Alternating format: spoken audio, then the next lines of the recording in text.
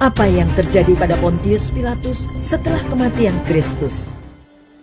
Injil Kristen mencatat bahwa Pilatus memerintahkan penyaliban Yesus pada suatu saat selama masa jabatannya. Yosefus dan sejarawan Romawi Tacitus juga mencatat informasi ini. Setelah Herodes Archelaus dibuang oleh Kaisar Augustus, maka Yudea digabungkan dengan provinsi Romawi yang besar, yaitu Syria. Dan Yudea lalu diperintah oleh wakil atau utusan yang disebut prokurator. Pontius Pilatus adalah prokurator yang kelima. Ia sebetulnya berkedudukan di Kaisarea seperti halnya dengan prokurator yang lain. Tetapi pada hari raya Paskah, ia pergi ke Yerusalem untuk menjaga keamanan di sana. Catatan Perjanjian Baru tentang Pontius Pilatus. Injil mencatat bahwa setelah menginterogasi Yesus, Pilatus ingin sekali membebaskan Yesus, sebab ia menyadari bahwa para imam menyerahkan dia hanya karena perasaan iri. Pilatus rupanya tidak merasa terancam oleh Yesus. Oleh karena itu, ia tidak mengambil tindakan sebelumnya, hingga ia dihasut oleh massa. Para pemimpin Yahudi ingin Yesus mati. Akibatnya, tekanan dilakukan oleh Sanhedrin Yahudi terhadap Pilatus. Lalu bangkitlah seluruh sidang itu dan Yesus dibawa menghadap Pilatus.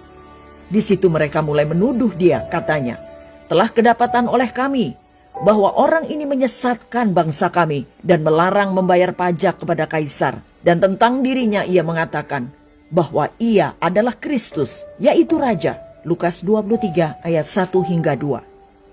Tampaknya Pilatus berusaha menghindari konflik langsung dengan para pemimpin Yahudi dengan berharap Raja Herodes akan melepaskan Yesus. Lukas 23 ayat 7 hingga 11. Tekanan juga dilakukan istrinya untuk tidak berhubungan lagi dengan Yesus. Tradisi menyatakan bahwa namanya adalah Claudia Procula. Ketika Pilatus sedang duduk di kursi pengadilan, istrinya mengirim pesan kepadanya, "Jangan engkau mencampuri perkara orang benar itu, sebab karena dia, aku sangat menderita dalam mimpi tadi malam." Matius 27 ayat 19. Sejarah mencatat bahwa Pilatus menghindari nasihatnya dan menyalibkan Yesus Kristus. Keputusannya mungkin juga diambil untuk menghindari laporan buruk ke Roma. Setelah Yesus mati di kayu salib, Injil mencatat bahwa Pilatus mengizinkan beberapa anggota Sanhedrin, Yusuf dari Arimatea dan Nikodemus, untuk menguburkan Yesus. Markus 15 ayat 43, Yohanes 3 ayat 1, dan Yohanes 19 ayat 38 hingga 40. Pilatus juga menempatkan prajurit Romawi di makam untuk menjaga mayat Yesus. Setelah sebuah batu besar digulingkan pada bukaannya untuk mencegah siapapun mengambil mayatnya. Matius 27 ayat 65 hingga 66. Namun Yesus bangkit dari kematian dan meninggalkan kubur yang menjadi kosong. Matius 28 ayat 1 hingga 6. Tahun-tahun terakhir Pontius Pilatus. Apa yang terjadi atas Pontius Pilatus setelah dia mengadili Yesus? Ada beberapa legenda dan tradisi berkenaan dengan sejarah lebih jauh tentang Pilatus. Gereja Ortodoks Timur percaya bahwa Pilatus dan istrinya akhirnya menjadi Kristen. Namun Akta Pilati atau kisah Pilatus yang masih ada sekarang berisikan kisah yang berbeda. Tradisi ini mengisahkan pengaruh pada Kaisar Tiberius yang gelisah karena kegelapan secara menyeluruh yang dengan tiba-tiba melanda kerajaannya pada hari penyaliban. Memanggil Pilatus untuk datang ke Roma untuk memberikan pertanggungjawaban karena telah menjadi penyebab kegelapan itu. Pilatus kemudian dijatuhi hukuman mati, tetapi berdalih karena ketidaktahuan sebagai alasannya. Istrinya meninggal pada saat suaminya dihukum mati. Tradisi lainnya mengatakan bahwa Tiberius setelah mendengar tentang mujizat-mujizat Kristus menulis surat kepada Pilatus untuk meminta dia mengirim Yesus ke Roma. Pilatus terpaksa mengaku bahwa dia telah menyalibkan Yesus dan dia dijebloskan ke dalam penjara dan bunuh diri.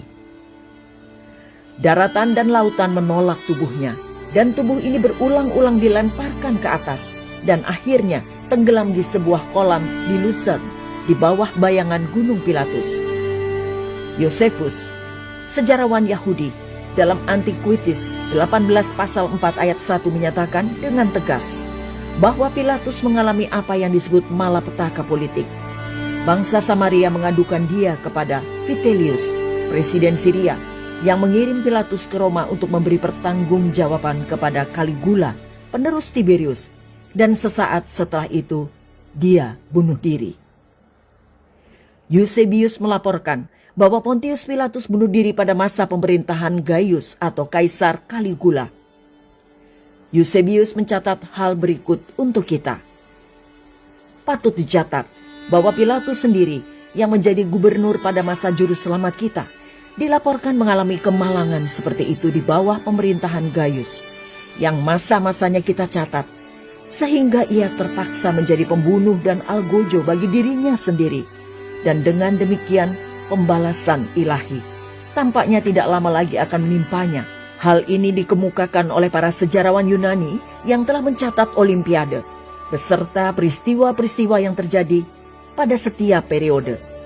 Kutipan tersebut mengungkapkan bahwa banyak orang Yunani menganggap kemalangan Pilatus sebagai keadilan ilahi atas kematian Yesus Kristus. Tradisi menambahkan bahwa Pilatus meninggal di Vienna, Perancis di Rome, atau di Gunung Pilatus, Swiss.